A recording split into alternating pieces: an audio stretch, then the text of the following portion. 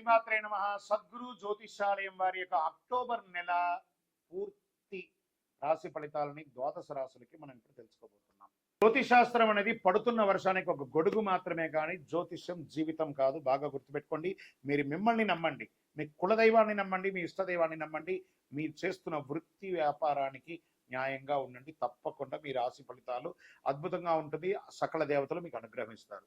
ఈ నెల అక్టోబర్ నెలలో ఎలా ఉందో ఒక్కొక్కటిగా మనం చూసుకుంటూ వెళ్తాం. జ్యోతిషాస్త్రరీత్యా ద్వాదశ రాశుల్లో 9వ రాశి అయినటువంటి ధనుసు రాశి మిత్రులారా, మీరు మూలా నక్షత్రం 1, 2, 3, 4 పాదములు, పూర్వాషాఢ నక్షత్రం 1, 2, 3, 4 పాదములు, ఉత్తరాషాఢ నక్షత్రం మొదటి పాదానికి జన్మించిన మీరు ధనుసు రాశి వారిగా పరిగణించబడుతున్నారు. మీకు ముందుగా దసరా శుభాకాంక్షలు, దీపావళి శుభాకాంక్షలు కూడా చెప్పచ్చు.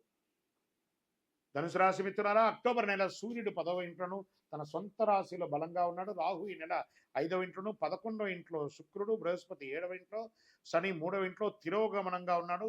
మిశ్రమ ఫలితాలను పొందుతారు. అనవసరమైనటువంటి గాసిప్స్, మనకు అక్కర్లేని విషయాలను మాట్లాడకండి. కొన్ని రోజులుగా ధనుసు రాశి వారికి బాగుంది.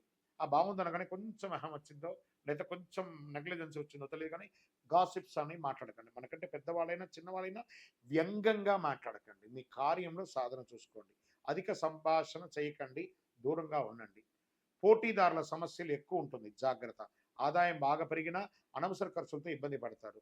చేతిలో డబ్బులు నిలవని పరిస్థితి ఉంటుంది. రుణ సమస్యల నుంచి బయటపడతారు. వృత్తి వ్యవహారంలో ఇప్పుడు తీసుకున్న నిర్ణయాలు తప్పకుండా ఫలవంతంగా ఉంటుంది. చిన్ననాటి మిత్రులతో విందులో పాల్గొంటారు. ఆస్తి వివాదాల్లో చిక్కులు ఎదురయ్యే అవకాశాలు ఉన్నాయి, జాగ్రత్త. నిరుద్యోగులకి సొంత ఊరిలోనే, సొంత రాష్ట్రంలోనే ఉద్యోగాలు దొరికే అవకాశాలు ఉంటాయి. ఆర్థిక ప్రయత్నం కొంత కలిసి వస్తుంది. విదేశాల నుంచి ఆశించిన సమాచారం అందుకుంటారు. విదేశాల్లో మీరు బిజినెస్ పెట్టడానికి ఇది ఒక అవకాశం ఉంటుందని చెప్పచ్చు. ఆర్థిక పరిస్థితిని చూస్తే మిశ్రమంగా ఉండింది.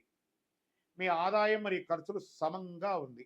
వ్యాపారం డెబిట్ మరియు క్రెడిట్ సజావుగా జరుగుతుంది. మీరు పోటీదారుల నుంచి విజయం సాధించే అవకాశాలు 10వ తారీఖు 15వ తారీఖు మధ్యలో ఉంది.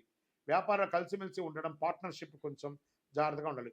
శత్రువులు తల వంచుకుంటారు మిమ్మల్ని చూసి, బాగా గుర్తుపెట్టుకోండి. అంత అద్భుతం.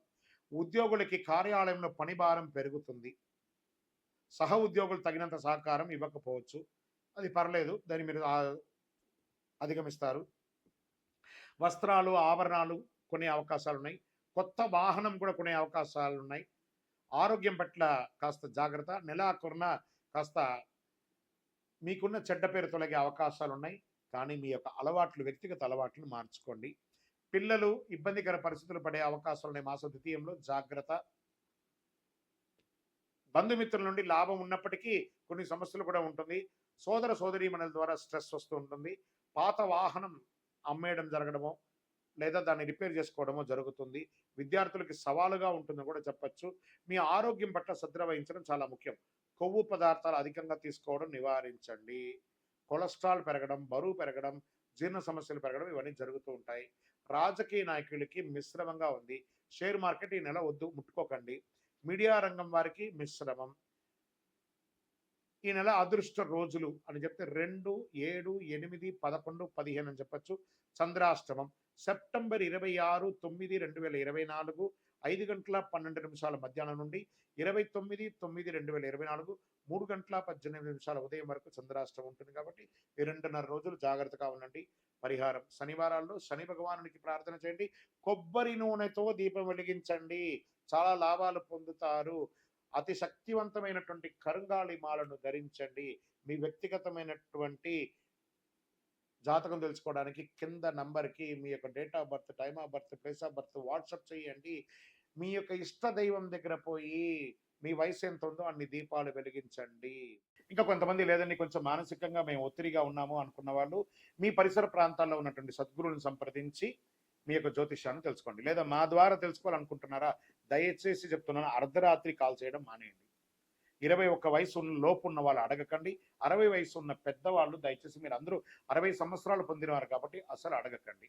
ఇల్లీగల్ అఫైర్స్ వద్దు, ఆర్థికమైనటువంటి సమస్యలు వద్దు, విద్యార్థులు అసలు చేయకండి. ఎవరు తెలుసుకోవాలి? నాకు వివాహం కావాలి, నాకు వ్యాపారం బాగుందా, ఉద్యోగం బాగుందా, నా కుటుంబం బాగుందా, ఇలాంటి ప్రశ్నలు అడగండి.